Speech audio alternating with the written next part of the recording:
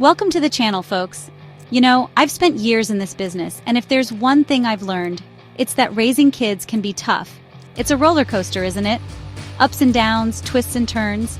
But you know what? It doesn't have to be a constant struggle. That's why we're here today. We're going to dive deep into 8 fundamental parenting principles that can make a world of difference in your home.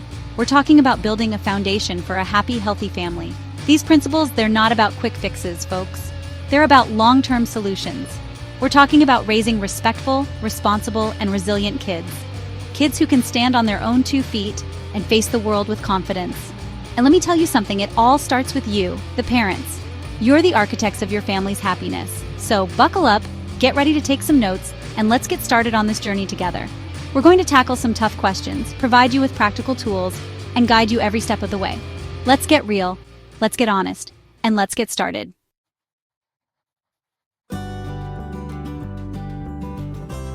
Look, raising kids without clear expectations and values is like building a house without a blueprint. It's a recipe for chaos. You end up with a shaky structure, constant repairs, and a whole lot of frustration. You wouldn't build a house without a plan, would you? Family values, they're the bedrock of your home. They're the guiding principles that shape your children's character and behavior. We're talking about respect, responsibility, honesty, kindness, the non-negotiables. These values, they need to be clearly defined and consistently reinforced. Now, expectations. Those are the specific behaviors you expect from your children based on your family values. If honesty is a core value, then the expectation is that your kids tell the truth, even when it's difficult. See how that works? When you have clear values and expectations, you provide your children with a sense of security and stability. They know what's expected of them, and they understand the consequences of their actions. It's all about consistency, folks.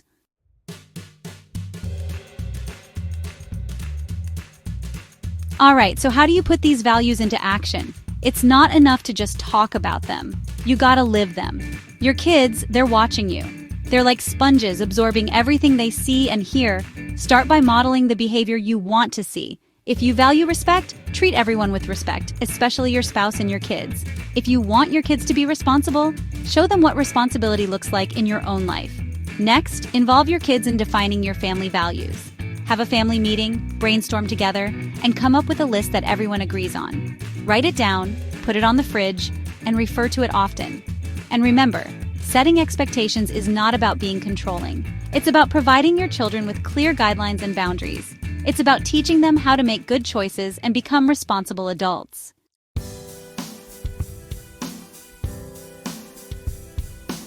Listen, I can't stress this enough.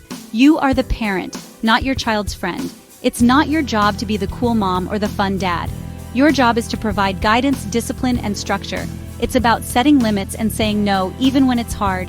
Now, I'm not saying you can't have fun with your kids or be close to them. Of course you can. But there's a difference between being a loving parent and trying to be your child's best buddy. When you cross that line, you undermine your authority and create confusion. Kids need boundaries. They crave them, even if they don't always act like it. Boundaries make them feel safe and secure. They let your kids know that you're in charge and that you're looking out for their best interests. Think of it like this.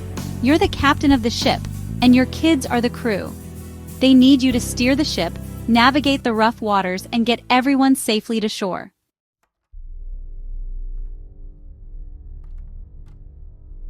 Now, setting boundaries is one thing, but sticking to them, that's the real challenge.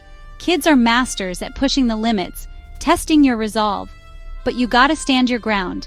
Consistency is key, folks. Start by setting clear and age-appropriate boundaries. What are the non-negotiables in your household? What are the consequences for breaking the rules? Once you've established these boundaries, communicate them clearly to your children. And here's the hard part. You have to enforce those consequences consistently. No exceptions. When you give in to whining, pleading, or negotiating, you send the message that your boundaries are flexible. And trust me, kids can smell inconsistency a mile away. Remember, setting boundaries is not about being mean or controlling. It's about teaching your children self-discipline, responsibility, and respect for themselves and others. It's about preparing them for the real world, where actions have consequences.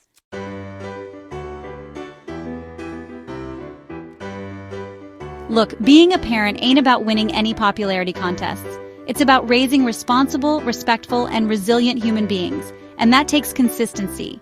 You set a rule, you gotta stick to it. Every single time. Your kids, they're master negotiators, always looking for a loophole. You waver, they'll exploit it.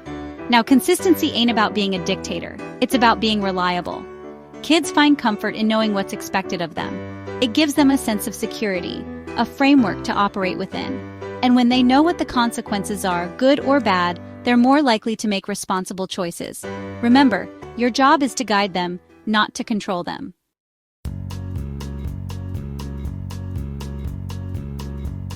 Now let's talk consequences. Nobody likes them, but they're a part of life. And the truth is, natural consequences are the best teachers. You break something, you might not get a new one. You don't finish your chores, you might miss out on something fun. Let them experience the natural outcomes of their actions. But here's the thing, punishment shouldn't be about revenge. It's about helping your child understand the connection between actions and consequences. And that's where communication comes in. After every consequence, good or bad, sit down with your child. Talk it through. Help them understand why things happen the way they did. And always, always leave the door open for them to make better choices in the future.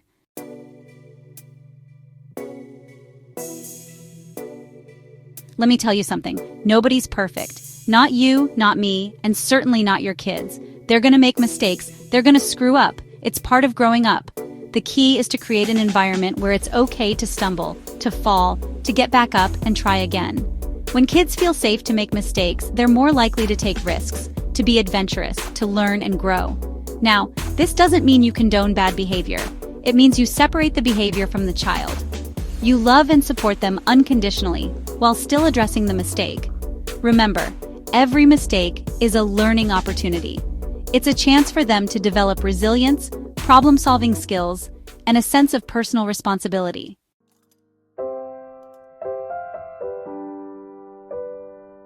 So when do you step in and when do you let them fall? That's the million-dollar question, isn't it? You gotta use your judgment. If it's a minor mistake, let them handle it. Let them experience the natural consequences. But if it's something that could have serious consequences, you gotta step in. Your job is to keep them safe, physically and emotionally.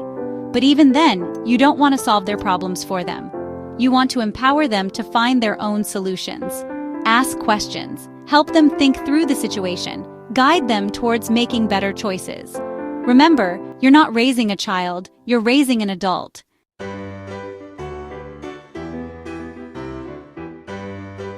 Let me tell you something. Kids are like sponges.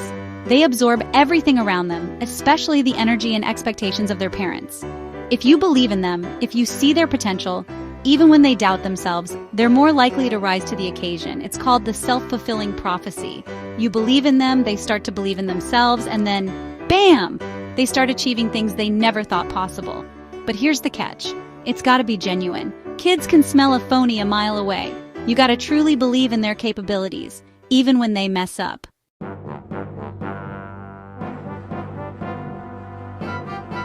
Now, believing in your kids doesn't mean putting them on a pedestal. It means seeing their strengths and weaknesses, their talents and challenges, and loving and supporting them unconditionally. Encourage their passions even if you don't quite get them. Celebrate their victories, big and small, and when they stumble, which they will, be their biggest cheerleader. Help them see setbacks as opportunities for growth, not as failures. Teach them that resilience, perseverance, and a positive attitude are the keys to achieving their dreams.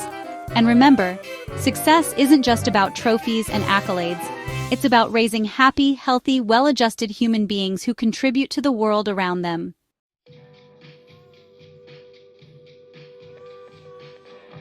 You want to raise happy kids, right? Well, I'm telling you, gratitude is the key. It's not about spoiling them with toys and gadgets. It's about teaching them to appreciate what they have. You see, a grateful heart is a happy heart.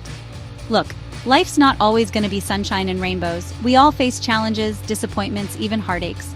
But when you teach your kids to focus on the good, to be thankful for the blessings in their lives, big or small, it changes their whole outlook. Now, gratitude isn't something that just happens overnight. It's like a muscle you gotta exercise. Start by modeling it yourself. Let your kids see you being grateful. Say thank you sincerely, express appreciation for the little things, and focus on the positive. You can even make it a family affair. Have a gratitude jar where everyone writes down something they're thankful for each day. At dinner, share your gratitudes. Trust me, this ain't just some feel-good fluff. Gratitude is powerful. It can shift your whole family's dynamic.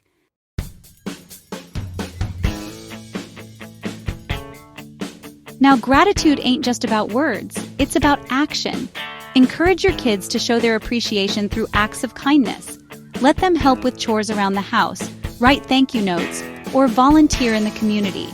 Listen, when kids see how their actions can make a difference, it gives them a sense of purpose. It teaches them that they're not just takers in this world, they're givers. And that, my friend, is a powerful lesson. Don't underestimate the impact of teaching your kids to be grateful. It's not just about manners. It's about raising compassionate, resilient, and happy human beings. Remember, a grateful heart is a magnet for blessings. So, make gratitude a part of your family's DNA. Start today and watch how it transforms your home and your relationships. You won't regret it.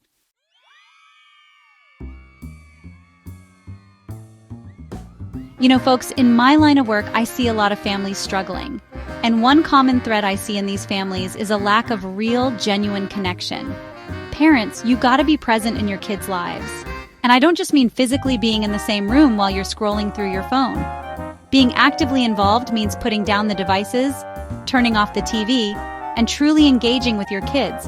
Have a conversation, play a game, go for a walk. Whatever it takes to show them that they are your priority. Look, I get it. Life gets busy. You've got work, errands, and a million other things on your plate. But your kids need you. They need your time, your attention, and your love. Don't let these precious years slip away. Be present now and build those strong, lasting connections that will benefit your children for a lifetime.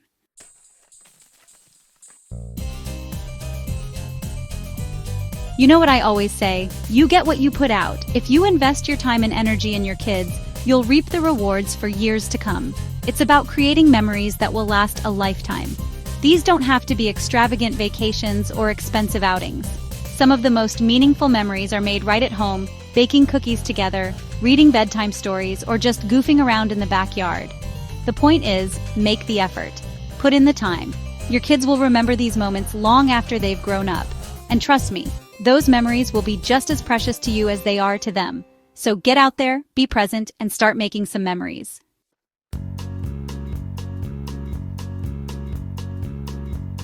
Let me tell you something, folks.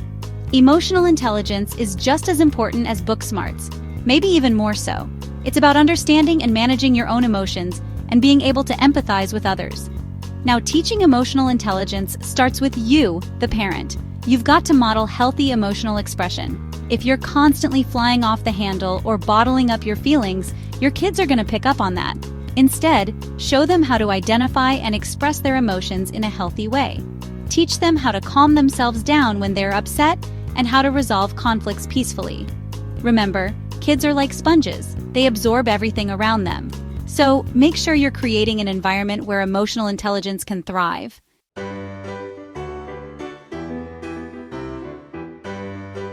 You want your kids to be emotionally healthy? Then you gotta teach them how to communicate effectively. And that means creating a safe space for them to share their feelings without fear of judgment. Listen to them when they talk to you. Really listen. Don't interrupt, don't judge, just try to understand their perspective. Encourage them to be curious about their own emotions and the emotions of others. Ask open-ended questions like, how did that make you feel? Or why do you think your friend reacted that way? Teaching your kids to communicate effectively is a gift that will serve them well throughout their lives.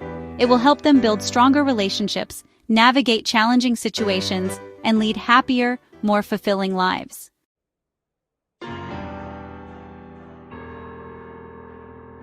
Well, folks, we've covered a lot of ground here today. We talked about the importance of setting expectations, being firm but fair, allowing for mistakes, and so much more. Remember, parenting is a journey, not a destination. There will be bumps in the road, but if you keep these principles in mind, you'll be well on your way to raising happy, healthy, and successful kids. Don't forget to like this video and subscribe to the channel for more parenting tips and advice. And most importantly, keep those families strong.